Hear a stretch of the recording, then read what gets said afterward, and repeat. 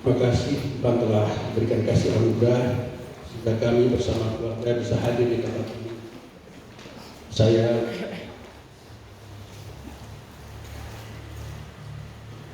bisa ditanyakan kabarnya. Iya. Saya hadir bersama istri dari kekurangan yang dulu pernah hadir dalam giliran yang pertama, sekarang giliran yang kedua hadir di tempat ini bersama Oma Leni Kembuan yang jadi tiang doa bagi kami keluarga yang sudah berumur 92 tahun. Dengan Mamrita, kita Mamrita, ponakan saya, Ai, Hana, dan Arsi. Tentu juga kami ucapkan terima kasih, hormat kepada Bapak, Ibu Gembala, dan Ibu Rohani, semua tua-tua sidang, hamba-hamba Tuhan di tempat ini. Hormat kasih kami untuk bapak-bapak, ibu-ibu semua di tempat ini. Inilah giliran saya dalam kunjungan yang kedua, dan pada pagi hari ini saya akan menyampaikan sebuah firman Tuhan yang luar biasa, yang tidak lepas dari peristiwa yang nanti akan kita peringati, yaitu perjamuan kudus. Baik Bapak Ibu, kita akan buka di Lukas 24 ayat 13. Lukas 24 ayat 13 kita baca bersama-sama untuk menghormati firman Tuhan. Mari kita bangkit berdiri. Kita baca bersama-sama setelah hitungan yang ke-3. Sudah menemukan? Kalau sudah menemukan, amin. Amin. Bapak Ibu yang di belakang, apakah sudah menemukan Lukas 24 ayat 13? Kita baca dengan hitungan yang ketiga, mulai 1, 2, 3. Pada hari itu juga 2 orang dari murid-murid Yesus pergi ke sebuah kampung bernama Emmaus yang terletak kira-kira 7 mil jauhnya dari Yerusalem. Amin. Kami silakan duduk kembali Bapak Ibu. Judul khotbah pagi hari ini seperti gambar awal tadi adalah dari Yerusalem ke Emmaus, restorasi dan reorientasi iman. Nanti saya jelaskan apakah itu restorasi dan reorientasi iman. Bapak Ibu yang dikasihi Tuhan, perjalanan Emmaus atau the journey of Emmaus adalah perjalanan yang ajaib dan luar biasa yang dilakukan oleh 2 pemuda yang tidak ada apa-apanya. Emmaus adalah desa kampung di sebelah barat Yerusalem, dan ditafsirkan, diterjemahkan, Emmaus adalah pemandian air panas. Air panas lambang kebangkitan rohani. Dan disitulah kelak nanti ada pemulihan rohani. Dan di tempat ini sebenarnya juga Emmaus. Di sini banyak pemandian air panas, betul Bapak-Bapak. Di sinilah Emmaus, tempat kebangkitan rohani. Jadi berbahagialah saudara-saudara yang tinggal di tempat ini. Inilah Emmaus. Ini adalah satu kisah yang luar biasa, yang terpenting, bahkan panjang Bapak Ibu. Berisi pengajaran Tuhan Yesus setelah kebangkitan, dan peristiwa ini adalah ketiga setelah proses kebangkitan itu. Dan sesungguhnya mari kita fokus. Perjalanan Emmaus ini adalah proyek Tuhan yang spektakuler. Betapa tidak? Karena kasih dan kepeduliannya, Yesus memulihkan 2 murid yang patah semangat meninggalkan Yerusalem. Kedua murid ini adalah bagian dari 70 murid yang lain. Tetapi Tuhan tidak meninggalkan dia. Tuhan tetap mengejar 2 murid itu. Kedua murid ini sebenarnya sudah frustasi, sudah kecewa ketika melihat beberapa hari yang sebelumnya, melihat bagaimana idolanya disalib. Idolnya bangkit tapi tidak sesuai harapan. Jadi ada prioritas Tuhan untuk kedua murid ini. Nah, untuk kita tahu prioritas apakah, maka Lukas 24 ayat 13-35 ini kita bagi 3 episode supaya Bapak Ibu jelas dan mengerti, ada benang merahnya. Bagian pertama adalah Yesus menutup mata rohani. Yang kedua, Yesus tiba di Emmaus. Dan yang ketiga, Yesus melakukan perjamuan malam. Jemaat yang dikasihi Tuhan Yesus Kristus, pada bagian yang pertama, Yesus menutup mata rohani. Kisah ini begitu detail di dalam Injil Lukas 24 ayat 13. Saya ditampilkan ayat 13. Lukas 24 ayat 13.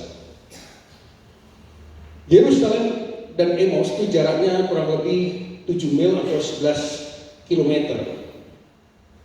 Dan kedua pemuda ini pulang kampung dengan hati yang tergoncang, hati yang depresi, kacau balau, stres, sehingga dia harus mengeluarkan diri, meninggalkan Yerusalem, kecewa dengan Yerusalem. Mereka menuju kampungnya di sebelah barat, yaitu Emmaus. Dan dalam perjalanan itu, seperti gambar yang tertera tadi, mereka berdua tidak sadar ada sosok yang mendekati dia, yang bergabung dengan dia. Bahkan mereka tidak mengenal siapakah ini, siapakah dia ini. Bahkan mereka menganggap orang asing. Ada tafsir mengatakan karena mereka terlalu serius menanggapi masalah di Yerusalem, sehingga mereka mengabaikan sosok ini, tidak mengenal sosok ini.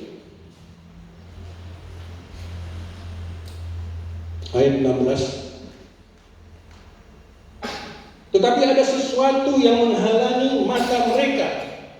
Mata rohani tertutup. Juga bukan karena kesibukan mendengarkan ocehan dua murid ini, Bapak Ibu. Memang sengaja Tuhan Yesus menutup mata rohani mereka. Dengan Yesus mengubah tubuh mereka. Tubuh Yesus telah diubah menjadi tubuh spiritual, tubuh kebangkitan, resurrection body.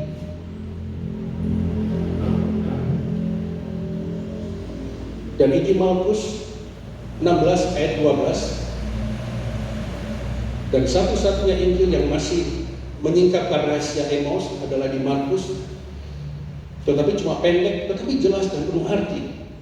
Ini Markus 16 ayat 12 mendeskripsikan, menjelaskan penampakan Yesus kepada dua murid itu ketika mereka sedang berjalan. Yesus dalam rupa yang lain. Jadi betul-betul tubuh kebangkitan. Yesus dalam rupa yang lain. Bahkan kalau murid-murid 70 ini Bapak Ibu, bukan hanya rupa. Mungkin ada tafsiran suara Yesus pun mungkin sudah berubah. Sehingga rupa suara Yesus tidak mereka kenal. Sehingga tubuh kebangkitan ini memampukan Yesus hadir di mana-mana, omnipresent. Sehingga dengan tubuh kebangkitan ini Yesus bisa menembus ruang dan waktu. Haleluya. Jadi kalau Yesus dianggap orang asing karena kesibukan mereka fokus pada Yerusalem, itu tidak benar. Mari kita lihat di ayat 17.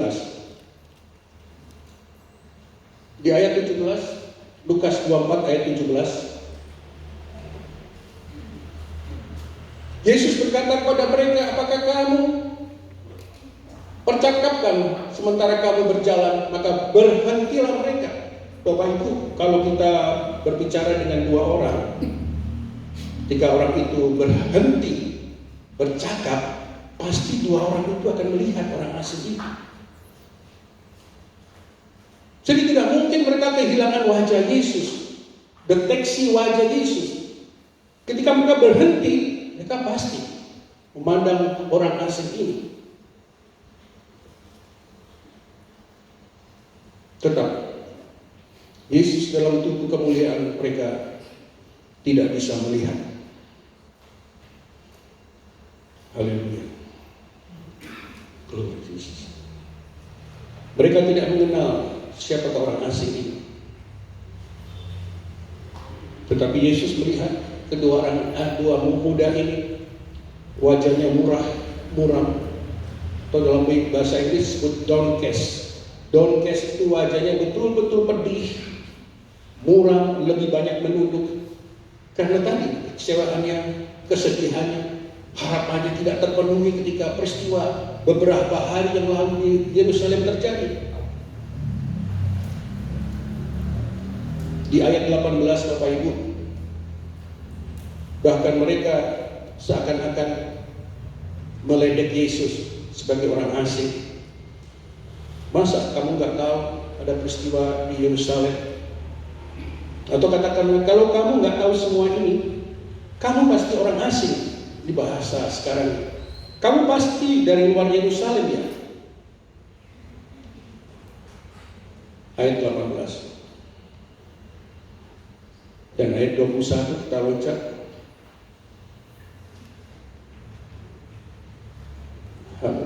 Ayat 21.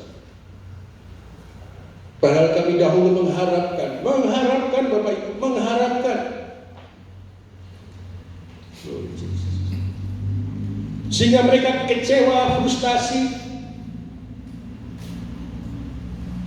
Mereka mengharap kehadiran Yesus sebagai Mesias yang menyelamatkan dari penjajahan bangsa Romawi. Mereka salah paham Bapak Ibu tentang misi Tuhan.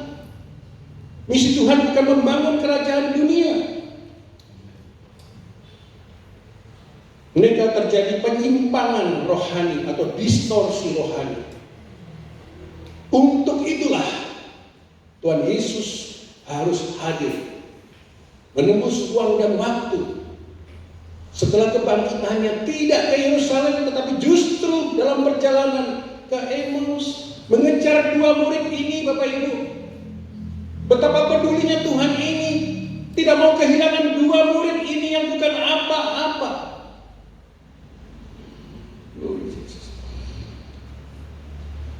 Seperti ketahui Bapak Ibu, setelah proses penyaliban, murid-murid tercerai-berai, bersekutu, takut, cemas. Termasuk dua orang ini harus meninggalkan Yerusalem menuju Emmaus. Haleluya. Ada banyak anak Tuhan yang frustasi, kecewa kepada Tuhan karena tidak sesuai dengan harapannya, dan mereka menjadi kecewa kepada Tuhan. Yesus sengaja menutup mata rohani mereka karena Yesus ingin mempersiapkan ketiadaan Yesus, manakala Yesus harus terangkat ke surga. Yesus tidak rela muridnya kosong. Dan nama satu murid ini adalah Kleopas. Dan yang satu lagi banyak tafsir. Salah satu tafsir mengatakan nama murid yang kedua yang mendampingi Kleopas adalah Simeon. Simeon putra dari Kleopas, yang pada saat itu menjadi uskup kedua di Yerusalem, menggantikan Yakobus. Banyak tafsir.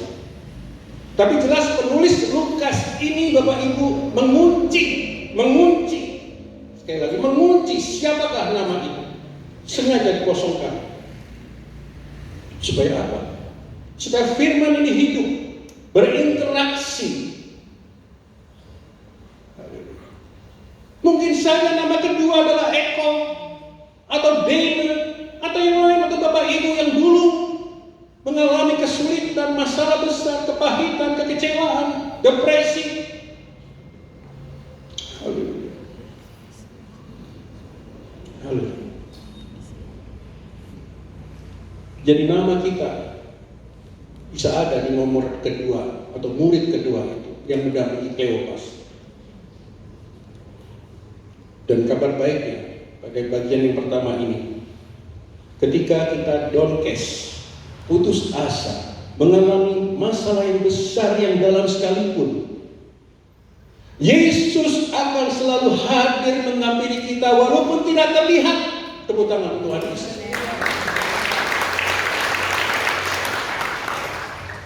Pada saat itulah Tuhan Minta kembali ke firman-Nya untuk membaca, merenungkan dan melakukan firman-Nya dengan segenap hati, segenap jiwa dan kekuatan sebagai bukti kehadiran Tuhan di dalam kehidupan kita. Ya, firman itulah bukti kehadiran Tuhan. Dan ingat, di dalam perjalanan itu Yesus memberikan pengajaran firman selama 3 jam antara Yerusalem dan Emmaus. Dan yang luar biasa, Yesus sendiri yang turun tangan untuk kedua murid ini, Bapak Ibu. Kadang-kadang saya cemburu dengan kedua murid itu. Wow, luar biasa. Dan seorang penulis rohani dari Irlandia, Alfred McBride, mengatakan Yesus ini membimbing kedua murid ini dari keputusasaan menjadi kemenangan, dari hopelessness to celebration. Dan kelak nanti ketika tiba di Emmaus, mereka akan melihat kehadiran nyata Yesus di dalam perjamuan malam. Glory to Jesus. Jemaat yang dikasihi Tuhan Yesus, pada bagian yang kedua, ketika Yesus tiba di Emmaus, sesampainya di tempat tujuan, kedua murid itu begitu terpesona dengan pengajaran orang asing ini. Masih orang asing, tanda petik Bapak Ibu, orang asing. Sehingga mereka tetap mengundangnya, bahkan mendesaknya untuk tinggal bersama mereka. Padahal Yesus menegur mereka, Bapak Ibu kalau pelajari Lukas 24, bodoh. Tapi mereka tidak tersinggung karena ini proses pengajaran. Mari kita lihat di Lukas 24 ayat 28. Ayat 28. Saya baca Bapak Ibu. Mereka mendekati kampung yang mereka tuju, lalu ia berbuat seolah-olah Yesus seolah-olah hendak meneruskan perjalanan. Seolah-olah di dalam Alkitab yang terbuka disebut seakan-akan, ke bahasa Ibraninya prospoioemai. Seolah-olah. Jadi mungkin gestur Tuhan Yesus begini Bapak Ibu. Kalau begitu saya mau pergi ya. Sambil matanya masih melirik ke belakang. Saya mau pergi dulu ya. Sambil melihat bagaimana respon kedua murid ini. Itu bayangan saya secara kondisi saat ini. Yesus ingin menguji iman mereka setelah mereka menerima ajaran iman tadi melalui ajaran firman di sepanjang jalan. Dan bahkan tadi saya katakan Yesus pun telah menegur mereka. Yesus menghargai kehendak bebas, free will mereka. Ternyata respon mereka luar biasa. Mereka mendesak, menahan untuk tinggal menginap di rumah Kleopas. Ini adalah pilihan yang benar. Kepedulian mereka terhadap orang asing memulihkan iman mereka. Di dalam surat apologetik dari St. John Paulus II dikatakan, mana nobiscum Domini, tinggallah bersama kami ya Tuhan. Dan itu mengingatkan firman Tuhan seperti yang tertulis dalam Yohanes 15:4a.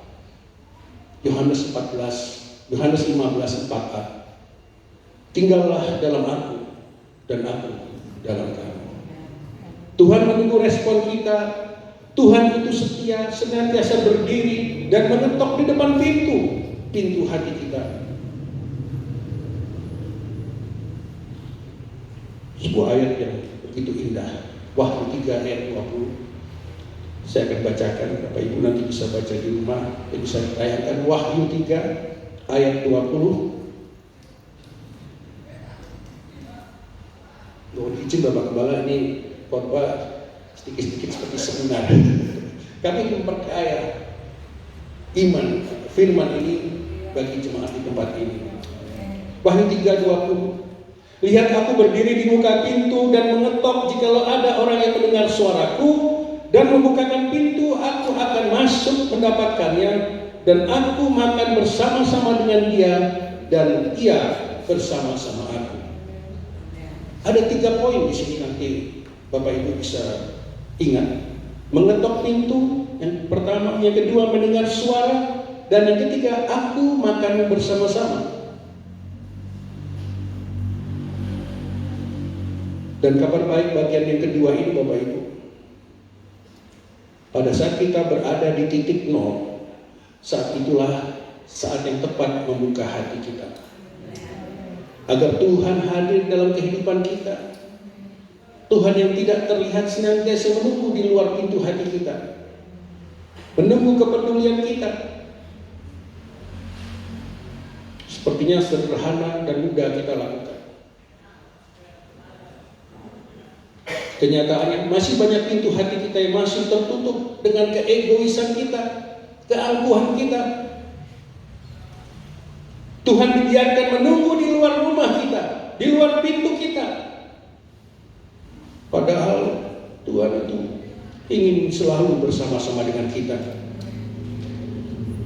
Dan bagaimana kita membuka pintu hati kita? Ada password, ada kuncinya, yaitu Wahyu 3 ayat 20. Wahyu 3 ayat 20. Mendengar suaraku, mendengar suaraku, yaitu membaca, dengarkan, merenungkan, dan melakukan firman Tuhan. Itu passwordnya, Bapak Ibu. Sejauh kita tidak pernah membaca firman, saya yakin hati kita ini belum terbuka, masih angkuh, masih egois. Haleluya. Glory Jesus. Dan bagian yang ketiga, ketika Yesus melakukan perjamuan malam, inilah bagian yang utama, terpenting dari perjalanan dari Yerusalem ke Emmaus. Persoalan mereka diselesaikan dengan sakramen meja makan. Pemulihan terjadi di meja makan melalui kehadiran Tuhan. Lukas 24 ayat 30. Waktu ia duduk makan dengan mereka, ia mengambil roti, mengucap berkat, lalu memecah-mecahkannya dan memberikannya kepada mereka. Ayat 31. Ketika itu terbukalah mata mereka dan mereka pun mengenal dia, tetapi ia lenyap di tengah-tengah mereka. Ini tubuh kebangkitan. Bapak Ibu, masih ingatkan pada bagian kedua, ketika Yesus sampai di rumah Kleopas di Emmaus, mereka akan menjadi tuan rumah. Mari ke dalam, Tuhan Yesus mau. Yesus duduk di tempat makan yang sudah mereka sediakan. Dan apa yang terjadi? Peristiwa di meja makan itu, Bapak Ibu, bukanlah peristiwa yang biasa-biasa saja. Tuhan Yesus diundang sebagai tamu malam itu, tetapi Yesuslah yang memecah-mecahkan roti. Jadi Yesus mengambil alih sakramen malam hari itu, seperti pagi hari ini. Haleluya. Sakramen ini tidak akan ada apa-apanya, biasa-biasa saja Bapak Ibu, tanpa kehadiran Tuhan Yesus. Seperti liturgi biasa. Tetapi jika ada kehadiran Tuhan Yesus, sakramen itu bisa memulihkan kita, mengampuni kita, menyembuhkan kita. Amin. Haleluya. Wahyu 3 ayat 20. Aku makan bersama-sama dia. Haleluya. Glory Jesus. Jemaat yang dikasihi Tuhan Yesus Kristus, peristiwa memecah-mecahkan roti adalah bagian perjamuan kudus. Itulah perjanjian korban tubuh darah Yesus. Darah tidak akan keluar Bapak Ibu kalau tubuhnya tidak terpecah-pecahkan. Darah tidak akan keluar Kalau pembuluh darahnya tidak pecah ketika terjadi peluh menjadi darah, ketika Tuhan Yesus berdoa di Getsemani, terjadi hematohidrosis, pembuluh darah di setiap peluh kecil-kecil dipecah, saking depresinya Tuhan. Coba bayangkan, tidak ada manusia di dunia pun ini mengeluarkan hematohidrosis. Belum lagi ketika Yesus disiksa di tempat Imam Kayafas sampai ke Golgota, baru catatan sejarah, itu sudah terjadi perdarahan 3,5 liter. Bayangkan, manusia darahnya sekitar 5 liter. Sebenarnya kalau manusia biasa, Bapak Ibu, sudah mati itu di jalan salib. Tetapi Tuhan Yesus belum menyerahkan nyawanya. Di tiang salib itu, Bapak Ibu, kalau manusia biasa dengan kondisi shock hipovolemik, ini istilahnya kedokteran hipovolemik, kekurangan volume darah, tidak mungkin dia bisa menyelamatkan seseorang penyamun di sebelah kanan. Haleluya. Darah Yesus tidak hanya berkuasa menghapus dosa, menyucikan hati, menyembuhkan penyakit, tetapi menyembuhkan hubungan kita menjadi pendamaian, membuka hubungan dengan Tuhan. Tuhan memanggil, darah itu berkuasa, darah itu hidup. Tuhan berteriak melalui darah itu. Ibrani 12 ayat 24, mari kita lihat. Saya bacakan. Makanya kita dilarang untuk makan darah, Bapak Ibu, karena darah itu kehidupan. Dan bagi Yesus pengantara perjanjian baru, dan bagi darah percikan yang berbicara hal-hal yang lebih daripada darah Habel, lebih kuat, tetapi di dalam versi mudah dibaca disebut sebagai lebih baik, ya, lebih baik. Di KJV disebut sebagai better things, jadi lebih baik. Jadi darah Kristus bukan hanya menebus, menguduskan, menyucikan, tetapi juga berbicara.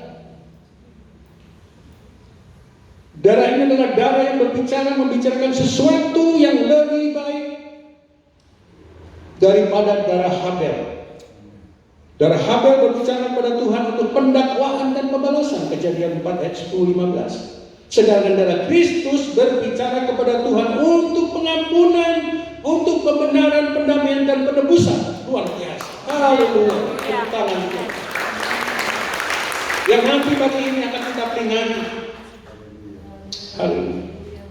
Sekali lagi, sakramen roti dan anggur ini bukan biasa-biasa. Bukan biasa-biasa. Tuhan ingatkan kembali di Emmaus. Glory Jesus. Haleluya. Kabar baiknya yang ketiga, Tuhan ingin selalu dekat dan diam bersama kita. True fellowship. Yang kedua, penebusan dosa adalah bukti Tuhan ingin melakukan hubungan intim dengan kita. Tidak ada batas lagi. Dan kita dipulihkan karena kehadiran dan kepedulian Tuhan. Glory Jesus. Jemaat yang dikasihi Tuhan Yesus Kristus, mereka setelah melalui perjalanan yang melambangkan perubahan hati dan iman, mereka berkobar-kobar. Kedua murid itu kembali ke Yerusalem dan mengartikan perjalanan Yerusalem ke Emmaus adalah bagian dari perjalanan salib sepanjang 40 hari hingga kehadiran Yesus setelah bangkit terangkat ke surga. Karena kedua murid itu kembali lagi bergabung dengan 70 murid, bergabung dengan 11 rasul yang ada di Yerusalem. Mereka menjadi saksi Yesus terangkat ke surga dan menjadi saksi hari Pentakosta. Wow, luar biasa. Ini paket lengkap, Bapak Ibu. Paket lengkap.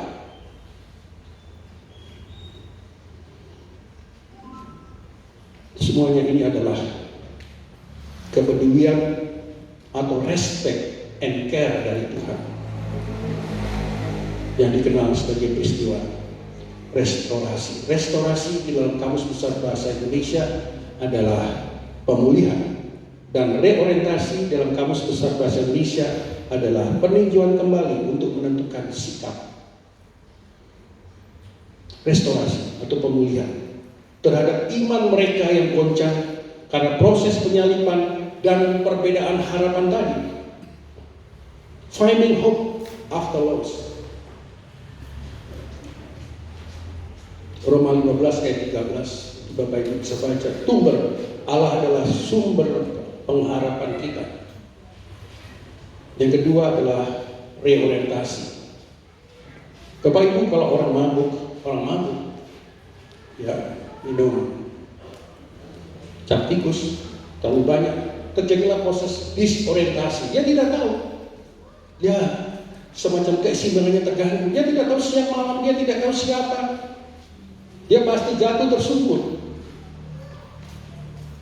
Itu disebut sebagai disorientasi. Nah, sekarang pagi ini adalah reorientasi, yaitu terjadi setting ulang titik fokus kita, wawasan kita dengan menunjuk arah yang dikenal sebagai GPS, Global Positioning System, yang telah Tuhan tetapkan dalam perjalanan ke Emmaus tadi. GPS kita adalah firman Tuhan. Amin. Firman Tuhan selain menjadi password juga menjadi GPS. Wow. Haleluya. Haleluya. Sehingga GPS ini hanya memberikan satu arah yang pasti kepada Tuhan Yesus yang nyata dan setia, yang hadir menepati janji-janjinya dan ada menyertai kita dalam kebenaran di dalam situasi apapun. Haleluya. Mari imam musik dan singer untuk tampil ke depan. Bapak Ibu, mari kita bangkit berdiri. Kita akan menyanyikan sebuah lagu, Tuhan Yesus setia.